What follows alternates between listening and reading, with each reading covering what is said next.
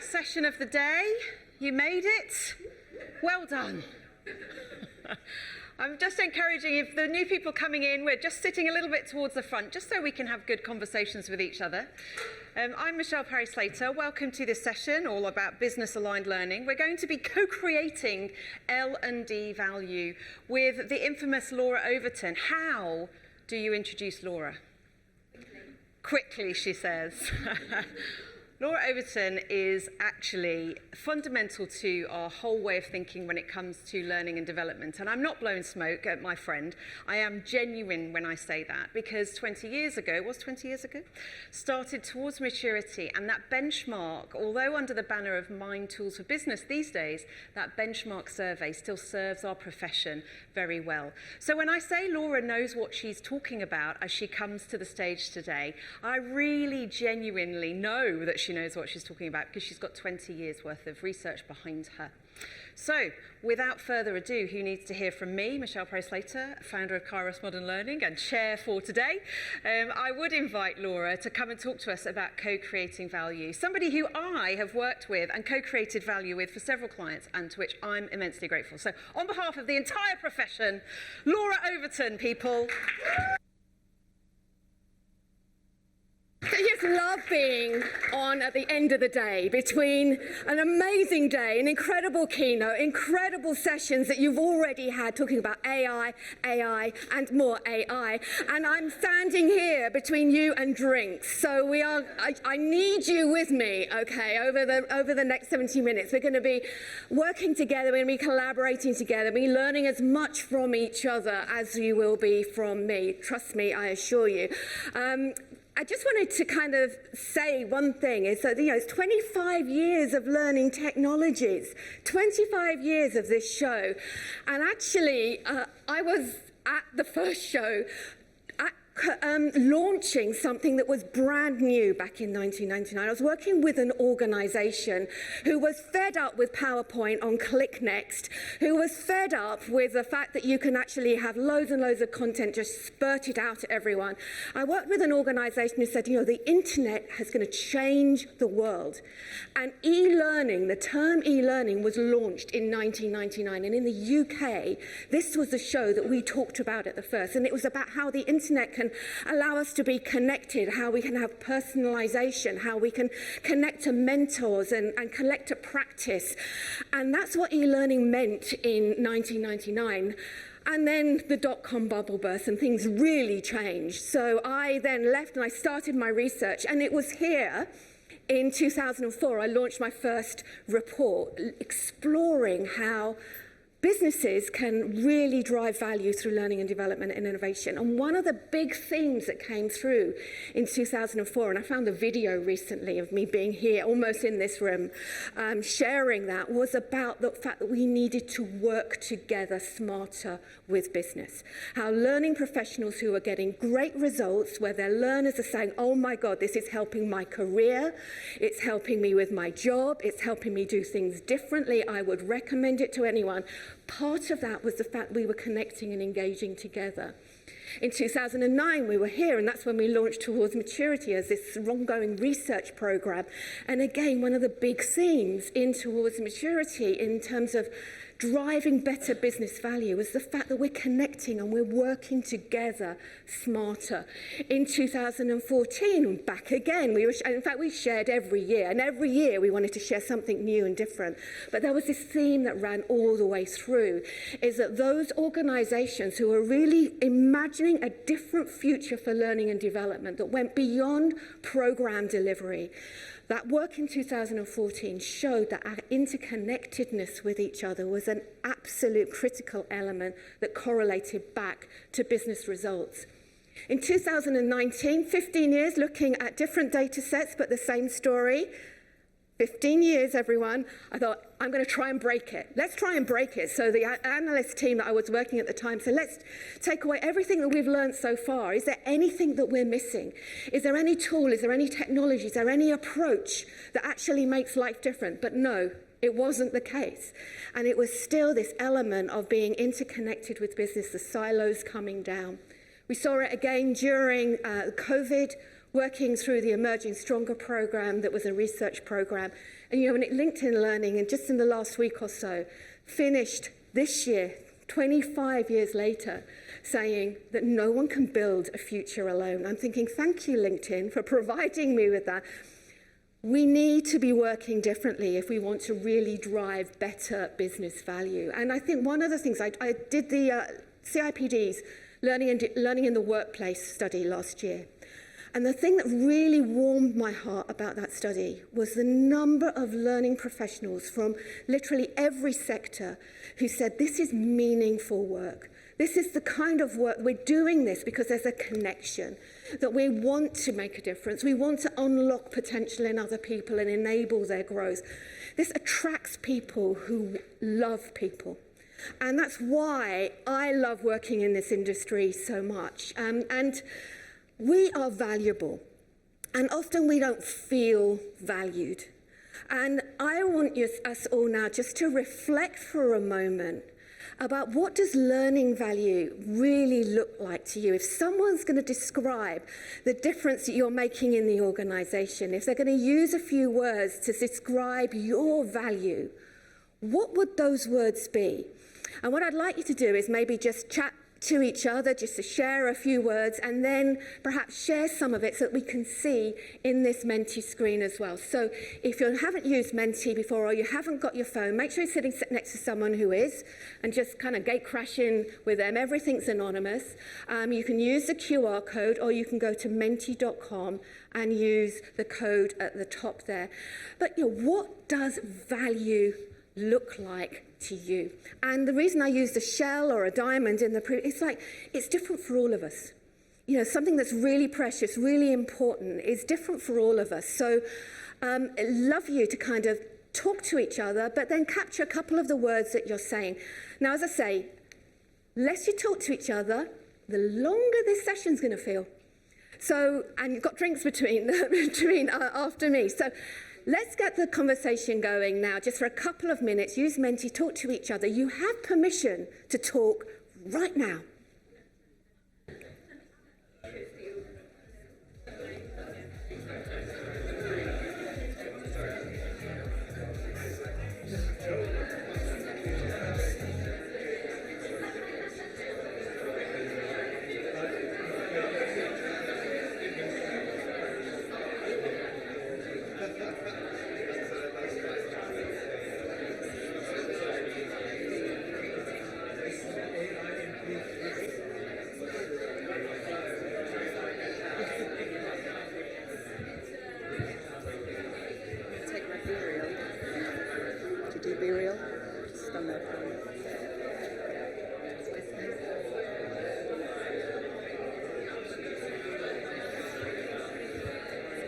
Snapshot every day.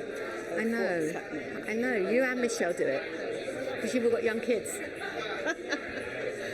It's my snapshot. Are you doing your studying? Yeah, exactly. Great. Yeah. Well done.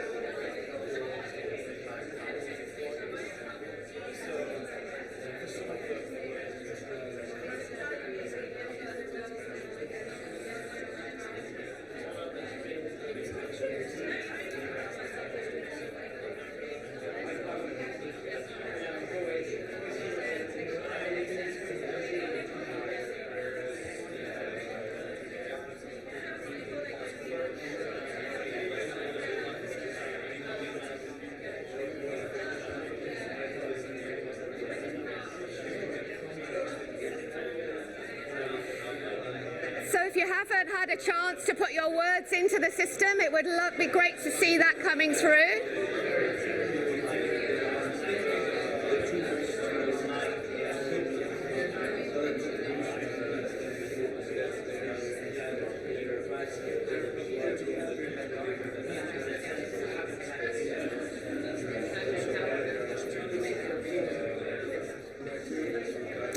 Great.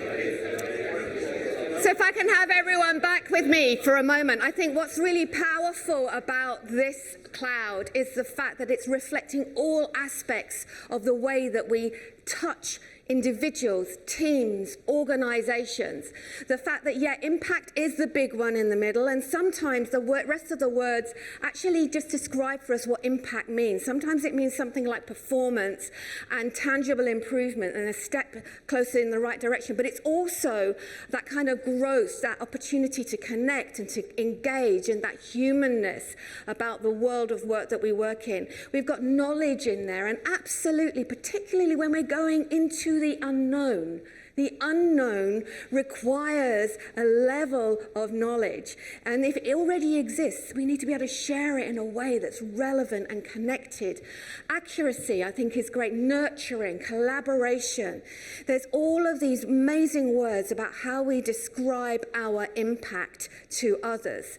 So this is great. And I want you to hold on to your vision of that, because this session is all about how we work together. And, you know, the critical thing is that today, and every report I've read, and I'm in the middle of a doctorate program, which is insisting I go back and read 20 years worth of reports. Every single one, every year, including the first one, said, there's never been as much change as there's been today. Oh yes, actually, there has been more change than there's been today. You know, and these are the sorts of things that are really, really kind of impacting us today. And you know, Justin Trudeau, when he said, I think it was back in 2016, that actually the change is faster than it's ever been today, and it's the slowest it will ever be. And these are some of the things. We've got hybrid working up there. We've got data. If anyone wants to get their heads into data, you must come to the session with Zolt this time tomorrow in this session. But we've got data. We've got so much choice. There is so much going on. As a learning profession, I've been tracking it for 20 years. Before, in 2004, we had at least 16 different types of technology we could use. By the time I finished doing that particular study, you know, we couldn't fit the number of technology options onto the page to ask the question about what we're using. So choices, the models that we've got today. We've got at least 6 or 7 different models for evaluating learning. We've got, must be at least the same amount again for designing learning, a whole stack of books on how to do performance consulting. There is so much choice that we have at the moment, and this whole pressure of doing more and being more. I don't want to come with it to you today with more of this. What I want us to do today is to work out how we can be released in our thinking about how we add value by working in collaboration with others, because high-performing teams don't do it on their own. They are not in their ivory tower of technology stacks and books and blogs and white papers thinking, how the hell am I going to respond? High-performing learning teams, we are released, you are released to be able to work with others to be able to drive value into your organization. And that's what we want to be discussing through here today. Now, I've been thinking my DNA is about business impact of learning and learning innovation. I couldn't help myself. I started the research because I was curious. And recently I've said to somebody, you know, I'm not really a researcher because I'm not in academia. I'm an explorer. I'll call myself an explorer. And I was challenged by my professor at the time, and she said, you are a re-searcher. You are somebody who is searching for that answer about how to drive business impact through learning innovation over and over again, when you're trying to find different ways, different perspectives.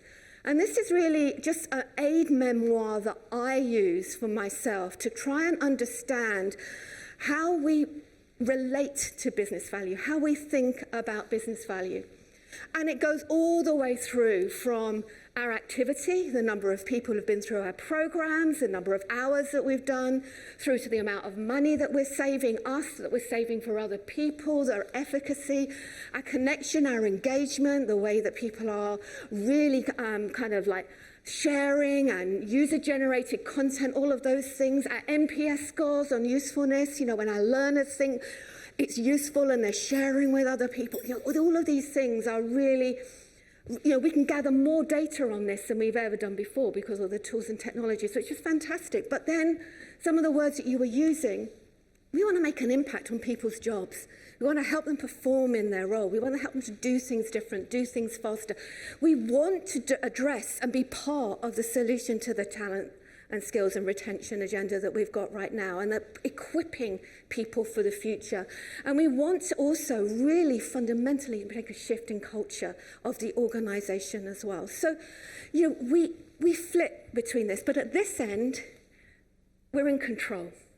At this end, we are so not in control. At this end, you've got so many stakeholders, and when we're working with humans, we get complexity.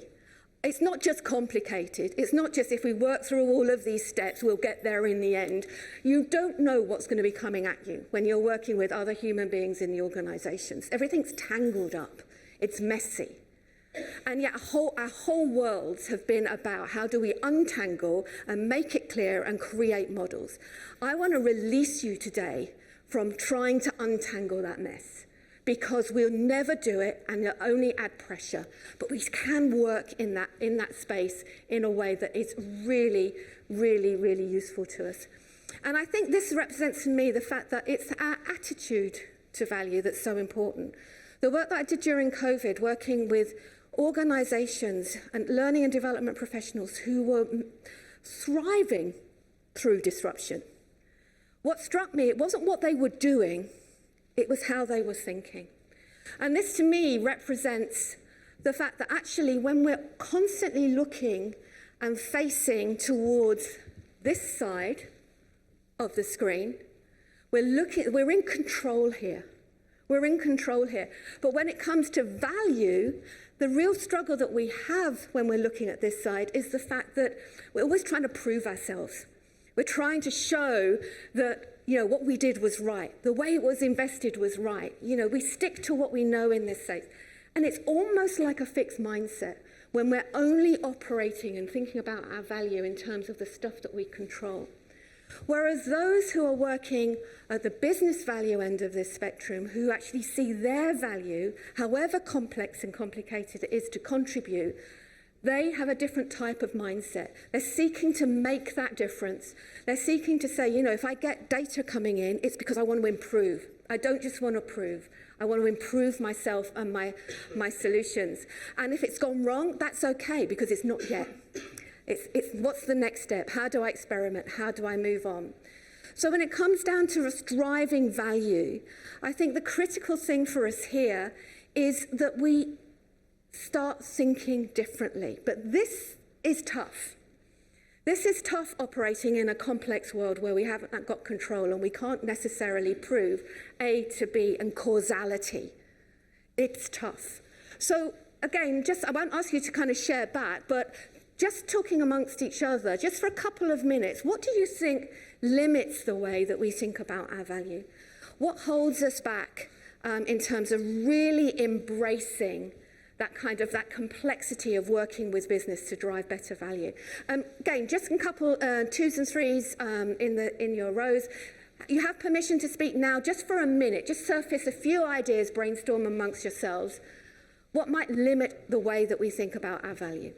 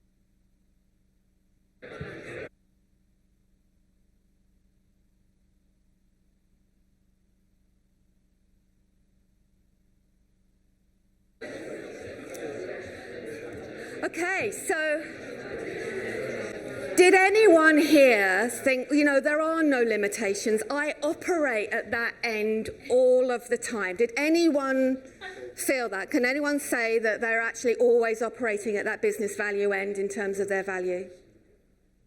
I was really hoping someone would put their hands up so we could nab you to speak here next year. So, damn it. I think when I've had asked this question several times as part of my kind of investigation, I think there are a number of things that potentially hold us back from really believing and connecting in our potential to contribute. And now I'm saying this from the basis of the fact that my research has shown that we can do this. The high-performing teams were not teams who had loads of money, loads of budget in a particular sector, didn't have cultural challenges. They were teams like us. So this is why I'm so passionate about our value that we can contribute back. But this sometimes stops us. Other people's resistance. You try and have that conversation and with the managers and they just don't get us, different language issues.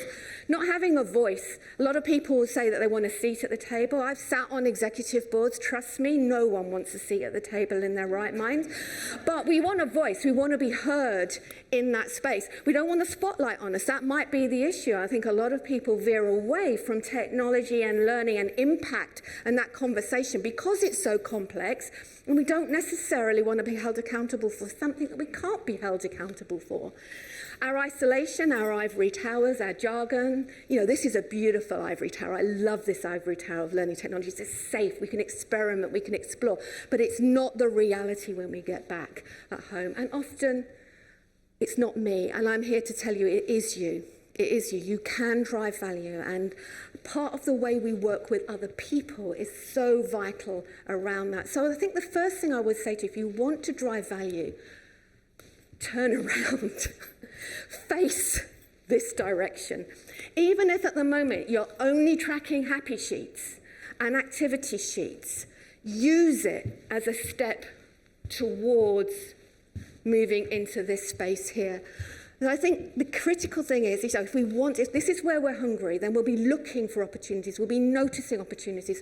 If we're facing into our own data, into our own definitions of value that we can control, we're never going to really see what's going on in the world where we want to have an impact. So that would be, if I can say one thing to you today, it will be about turning around. The second thing I want to share with you today, and I'm going to show you a few little diagrams and stuff, it'll be super fast so we can get back onto having conversations, is the fact that those high-performing teams over the last 20 years have a mentality of we, not me. And I think this is absolutely critical. I told you about that last study that I did, the transformation journey, when we try to break things. Instead of breaking things, we noticed that people are on different stages of their journey. There was this kind of transactional stage where people are pretty good at getting efficiency going, then into these kind of experience program-led programs, into a much more proactive talent management, get the silos coming down a little bit, working a more cohesively, integratively with HR, through to those high-performing learning cultures. On this side, it's really us having a mentality of being producers, whereas on this side, it's a mentality of being enablers. And one of the things, and by the way, I've got a whole shed load of resources for you because you should never trust a word I say unless you can back it up. So there's a lot of information that I've got in a QR code at the end of this where you can look at all the resources, tools, all kinds of things that we haven't got time to look at today. Working together versus working for. That really, really differentiates those at that level. Enabling learning versus delivering courses, and sharing common goals versus taking orders. And again, it's a kind of a mentality, it's a way of working that people have moved into, and it works. So whether it's efficiency, process benefits, performance, agility, culture, the oranges shoot ahead over the transactional. So this kind of concept of working better together comes through in the business impact that people are reporting. As I say, I could do an entire 3 days on how they're doing this and what they're doing. But I wanted to focus instead on how we work with other people, how we connect, how we engage with other people. Because in my observations looking back and what we need looking forward is we can't do this alone. We have to work differently with other people. And sometimes it's about cooperation. And I've been looking at the difference between cooperation versus collaboration. And you're all way smarter than me, particularly those of you who've got an OD background. But what I'm seeing is that cooperation is where two independent parties come together and they work on something, a common goal, but they've got their own roles, they do their own thing, and they contribute together, and it's quite an efficient way of working when everything's stable all around you. So cooperation works quite well, but cooperation, as far as I can see, also doesn't work that well. And I'm asking Eva and Michelle to kind of help me demonstrate that for you. So this is Eva. She's amazing. Do come and talk to her because she doesn't want to talk from the stage. So I really want you to put pressure on her a little bit later. And this is Michelle, the incredible Michelle, who has written the marvelous book, the L&D Handbook, which the link to that is in my resources pack, representing the learning side. Now, cooperation, when we think about L&D being on one side, focusing on what we know, what we can do, when it comes down to cooperation on resources, we want cooperation from Eva. We want more money. We want them to cooperate with us and give us more and more. But Eva also wants cooperation. She wants you to do it with less money. She doesn't even want to talk to you most of the time anyway, and that's why she doesn't want to talk from the stage. And actually, for Eva, cooperation means you want you, I'm paying for you, to do basically what I say. So cooperation doesn't always work when it comes down to resources. Equally with data. Now, we're going to be talking about data a lot more tomorrow with Zol, if I haven't mentioned it, in this room at the end of the day. But data, what we want cooperation. We want them to share more about their KPIs.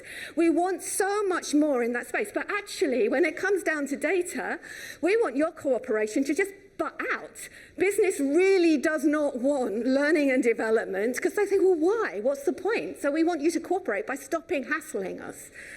The other area is responsiveness. You know, business wants you to be super responsive. I want this course and I want it now. Come on, ladies. Come on, ladies. Who's going to win here? Who is going to win here, really? Exactly. Eva's going to win. Look at the height differences there. You know what I mean? it's just not going to happen. And you want it now and you want it fast. Culture. Now, we want culture. We want a learning culture. We want engagement. We want permission to learn. We want the business to be... Business wants your cooperation from another aspect of culture, basically to get out of the way. So business wants you to actually say, look, you know what? Stop butting in on what I'm trying to achieve. So cooperation... Ladies, thank you.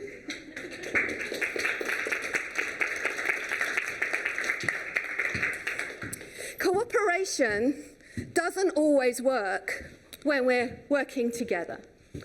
Collaboration is different. Collaboration is where we work together on a common goal. And you can see from that example there that the common goal is rarely learning.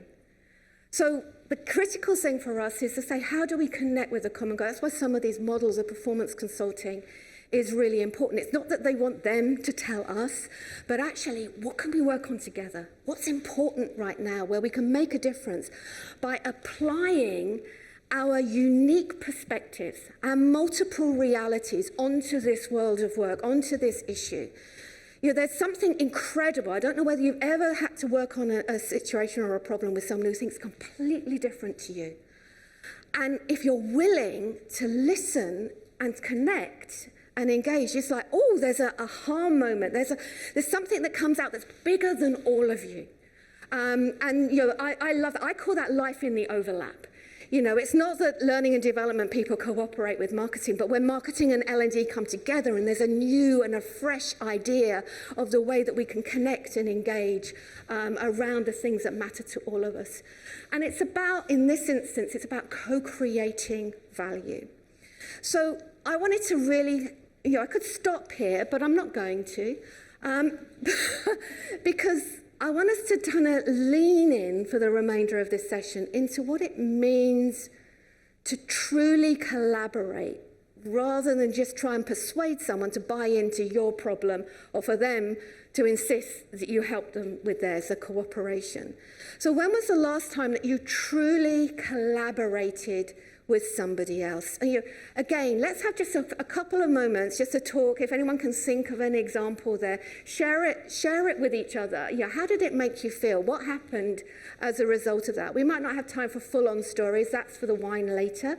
But again, permission to talk to each other now. When was the last time that you truly collaborated with someone in the way that we've just been talking about? Go.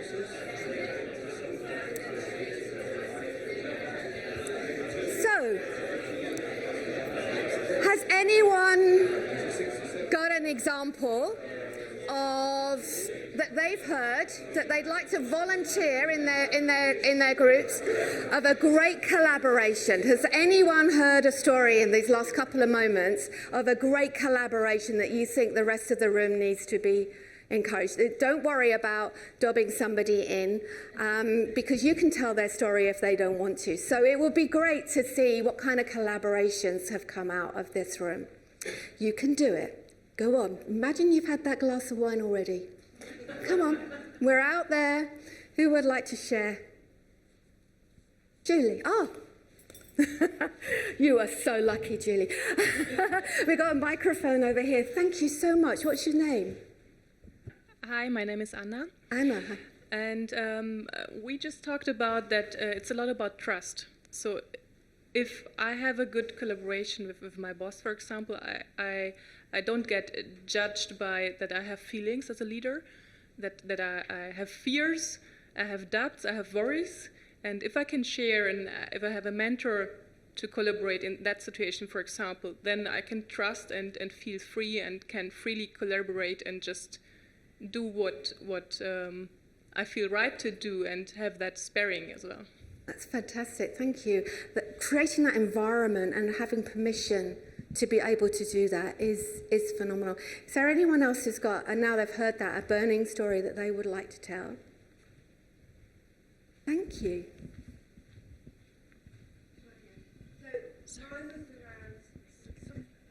We want to hear your story. Are you sure you want to hear We it? so want to hear your story. So mine was around, sometimes when you're talking to people, they'll talk specifics about what they want.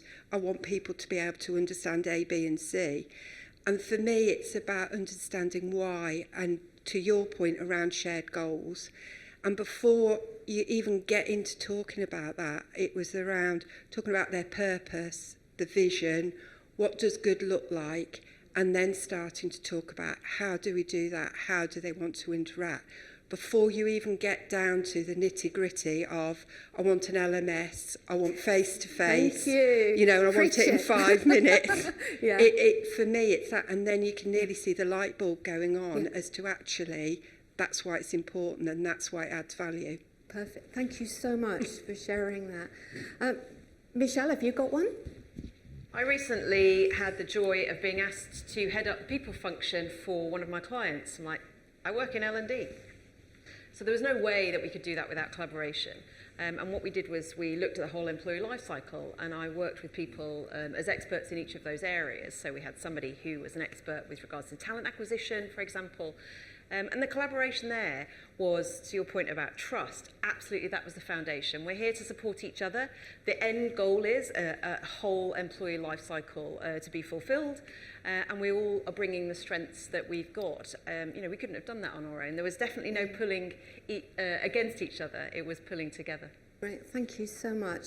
And actually, I wasn't going to share a story, but then my story walked into the room a moment ago, and Joe Cook, who is the editor of Training Journal, and I collaborated a few years ago during COVID when I host and chair an event in Germany, an exchange event, a full-day event, and they said to me, we want it to go hybrid.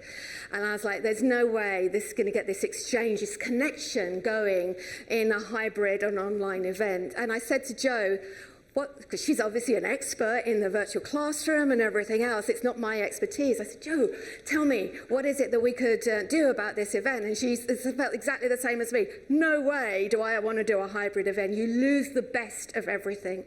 And we had a drink during COVID, very separated, with our masks on, incredibly safe and very trustworthy, and said that if we were going to do something different that we both were happy about moving in with, what would that look like? And we got a piece of paper out. And out of that, the collaboration wasn't just about her helping me or me.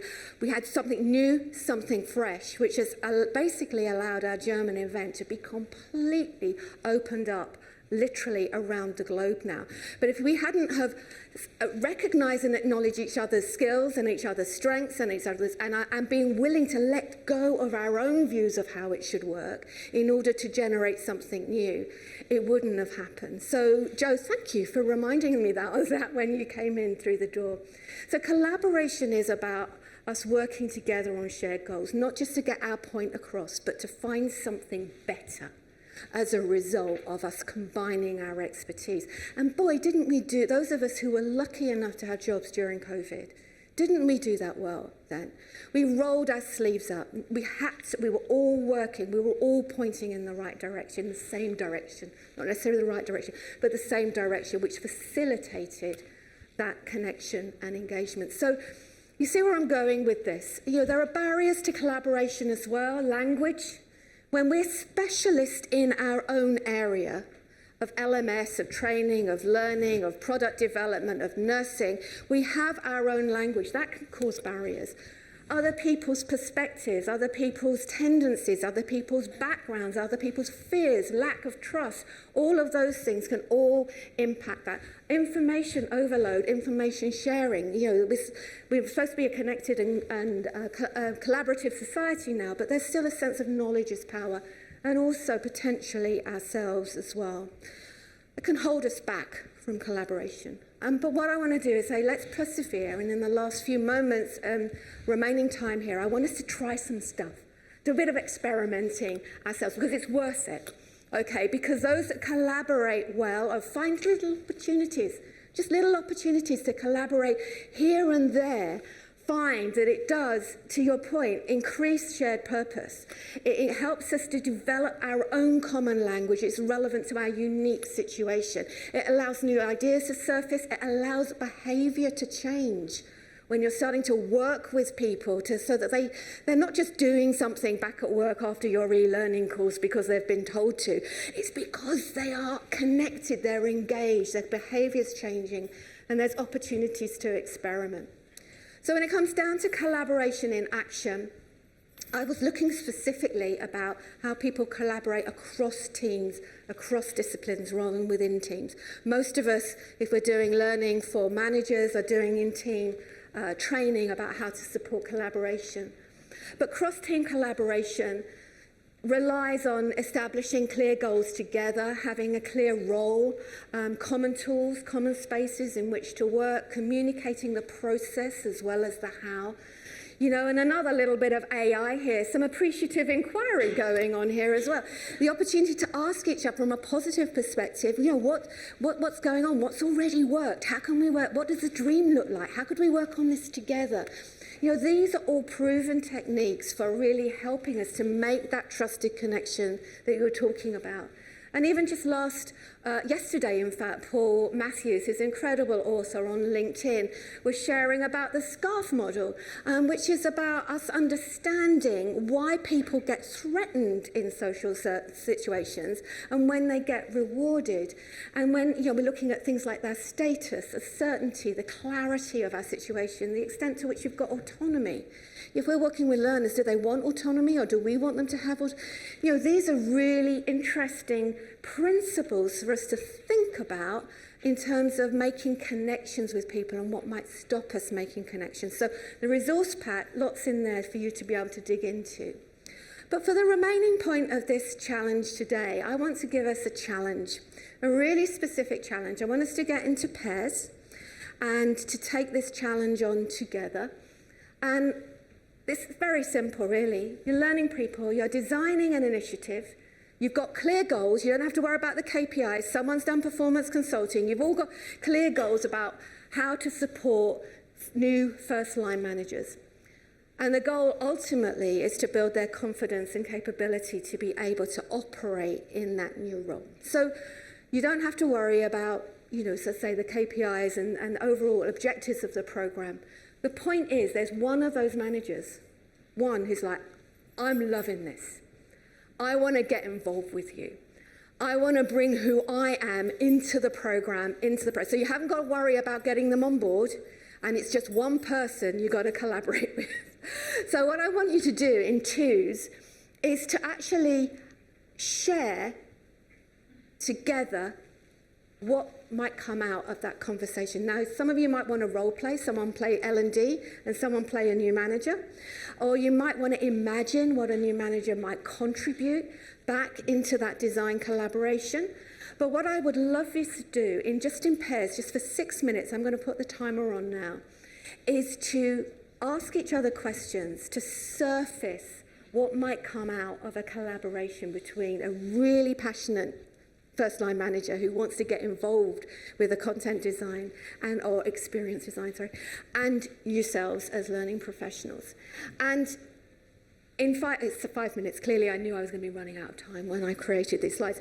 And in 5 minutes, what we'll then do, if you share in pairs, we'll then share in fours and see what comes up, what surfaces. So we're looking for new ideas that will come about when two completely different people come together because they're passionate about creating confident first-line managers. So in twos, go for it. You have your opportunity to share right now.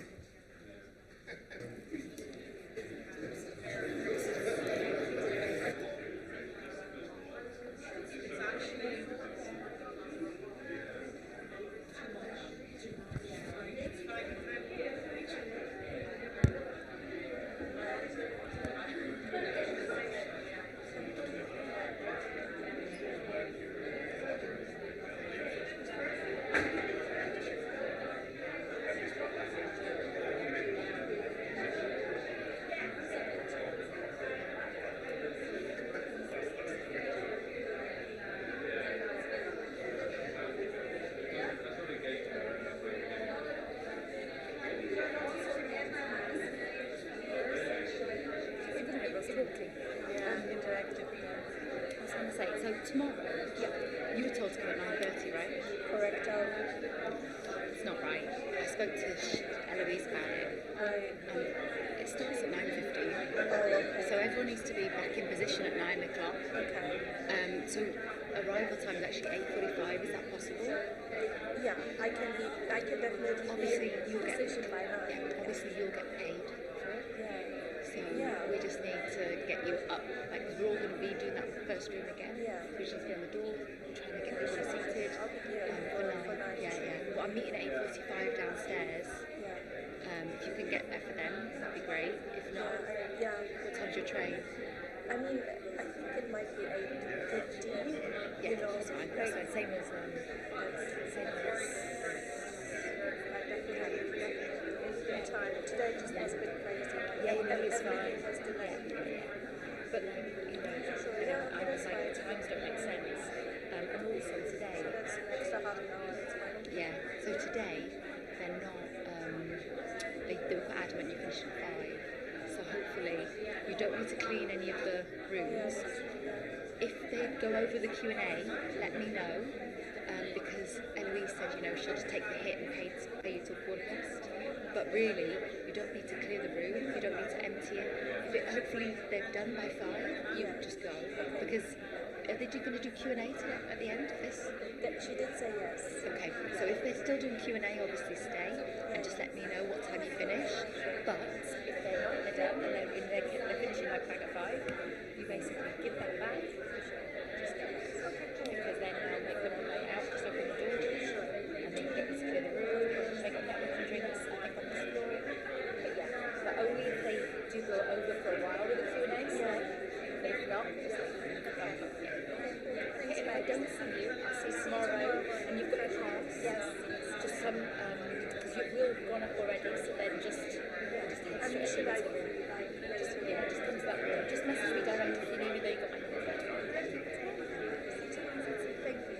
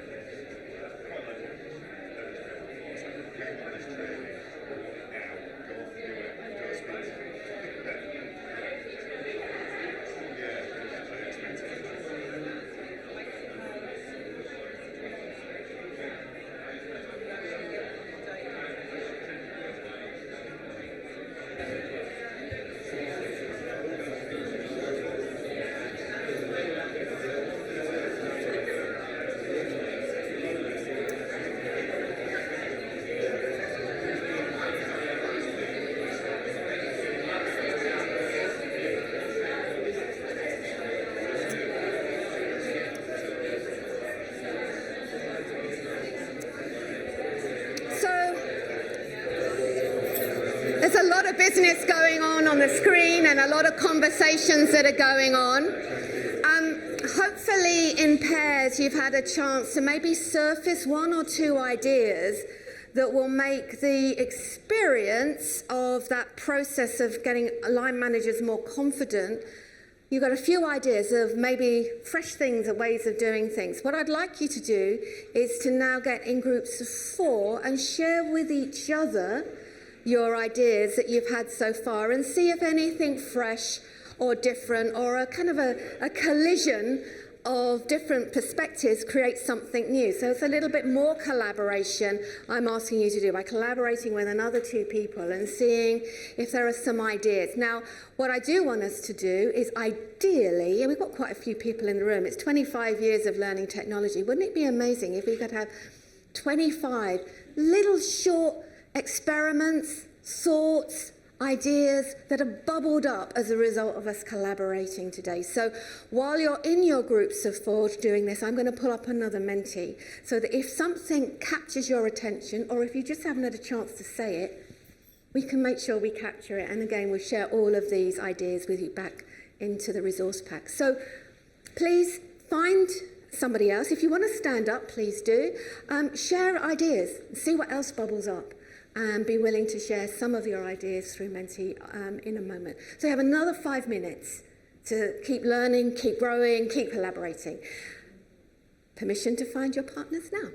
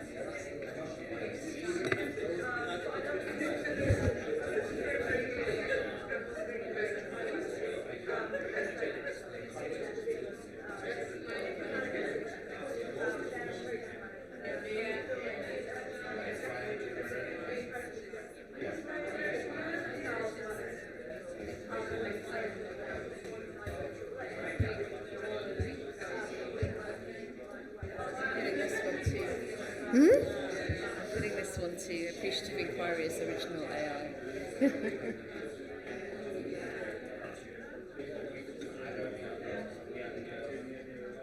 I put a little link to different. I've got your books in the resource pack and everything else as well. So, how are we going to get that out to people? Actually, if you send an email to Laura at Laura Overton.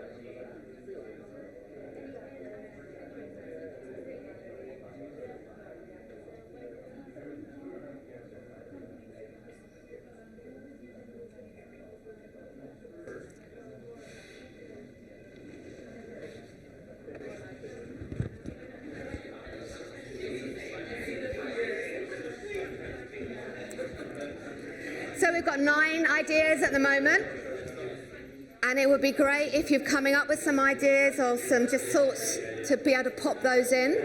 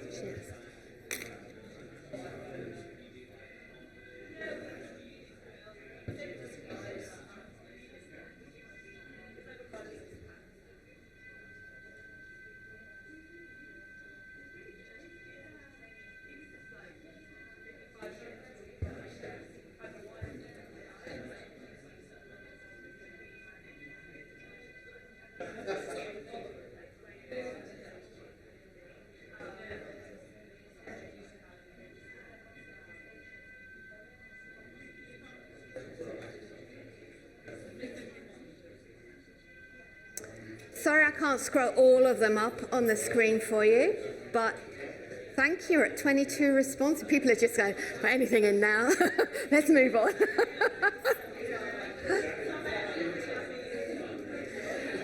So while these are on, let's just get back together again so that we can maybe have a little bit of a reflection there.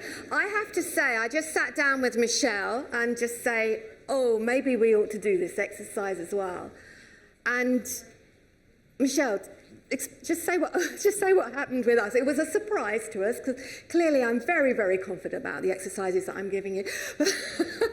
So Laura asked, of course, if she was a new manager, how would I create a safe space for her? We talked together about opportunity. Would that safe space be something that we talk about? And I suggested, well, maybe for me, if I want to feel safe and get things out, not feel exposed, I write things down. And so we talked about what that looked like. We talked about maybe doodling instead, but then we're like, well, if you are writing things down, you're quite exposed. Okay, so then we decided that needed to be private. And what we put up there then is providing new managers with a private reflection notebook to capture ideas and thoughts. So actually inviting people to, to reflect, thinking about how that can be incorporated into a learning program. And we just thought of that in about 3 minutes, just from the conversation that we, probably less than 3 minutes, just the conversation we had, sparking off each other's ideas. But one of the things I asked Michelle was, she designs brilliant programs, by the way, and I said, would you normally put that into one of your training, and you said no. Not really, because I'd not thought of it before, because I'd never been asked the question, how would you make me feel safe and not exposed? So collaboration works. So like we're happy from the session today. Has anyone else had, did anyone else have a little spark of something that kind of thinking about things from a collaborative perspective, honouring, respecting a different perspective, has that sparked new ideas for you? Does anyone else want to share maybe some of their experience? Thank you so much. We've got microphones just coming down. Hi, yeah, we had a really good discussion about, because we talked about business objectives, but when we're collaborating with the new people manager, you've got to think about what are the outcomes from a business, but also from the learner, the user kind of point of view as well. Yeah. I thought that was really, really important. Brilliant. And actually, it's one of the high-performing teams. They're balancing constantly the needs of the individual and also the needs of the organisation. And we can't really do that by just looking and telling them what they need. We need to kind of connect and engage. So thank you for that. Yes, just here as well. Thank you. Something that really resonated with me before the phrase, you said something around like dreaming up something. So for me, it was like asking the question, like, if you were to design this program, like, what would the dream be to you? And to really get that like divergent thinking at the start of the process, and like collaborating, just getting different ideas down that maybe I wouldn't think of because I'm looking at it from a particular lens and not hearing their view. So that was something I'm going to like take away. I think I love that kind of thought behind it. Brilliant. Thank you so much for that. And that's kind of part of the appreciative inquiry process, is about like allowing each other to say, what might this look like? Not just you doing it for the learner or for the manager, but together we share our dreams and together we work out, does that give us something new and fresh and to be kind of linking into our imagination? So thank you so much for that. Anyone else had any observations from this little exercise on what it might be to collaborate with someone rather than get them to cooperate? Well, you're really standing now between I drinks. so understand. You know, would anyone like me to move on? Thank you, I will. No, seriously, this is about mindset. This is about how we approach the opportunities that we have in our organisation.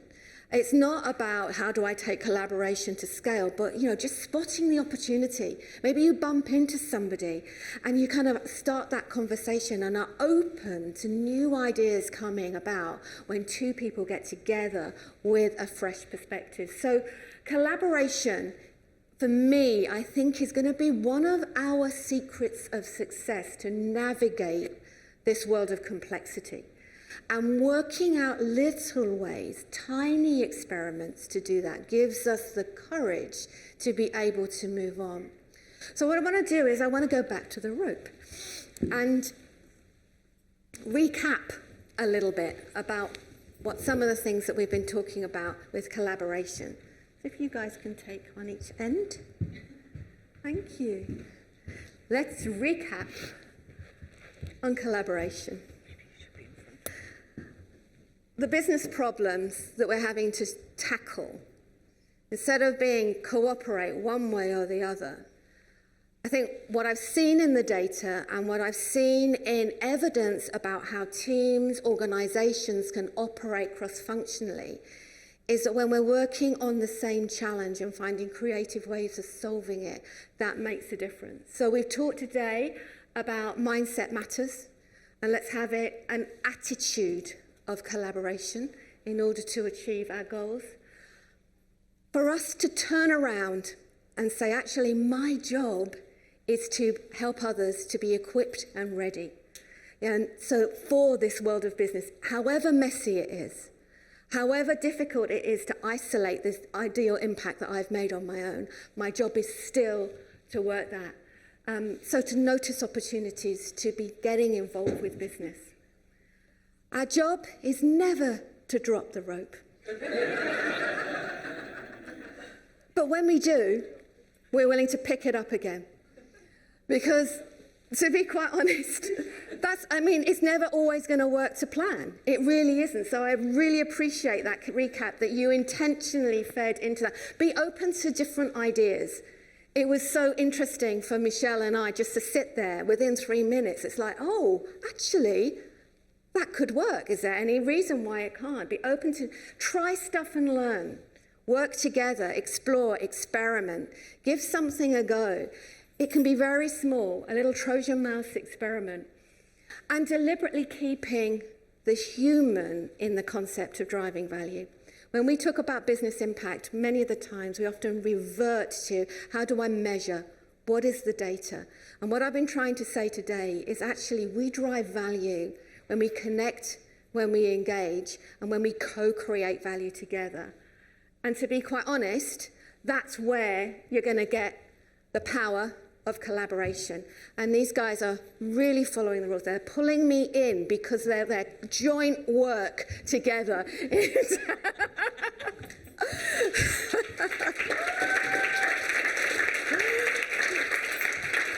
Thank you for being part of this process. Really appreciate it. I have a QR code for you here. Now that will give you, in theory, all the resources. In practice, we've just tested it. And I'm going to, once you've sent it through to me, I will send the resources out to you within literally minutes of us finishing. But if you send this, it goes through to my email. It's only up and live for a few moments. Hit send, don't have to say anything, and you'll get a response back. And you'll get another response from me in 10 minutes with a link that actually works. So I want to say thank you so much for exploring and experimenting. And I'm hoping that you've all been able to maybe get a new and fresh approach to how we can work and co-create value together. So I really appreciate your time and input into the process.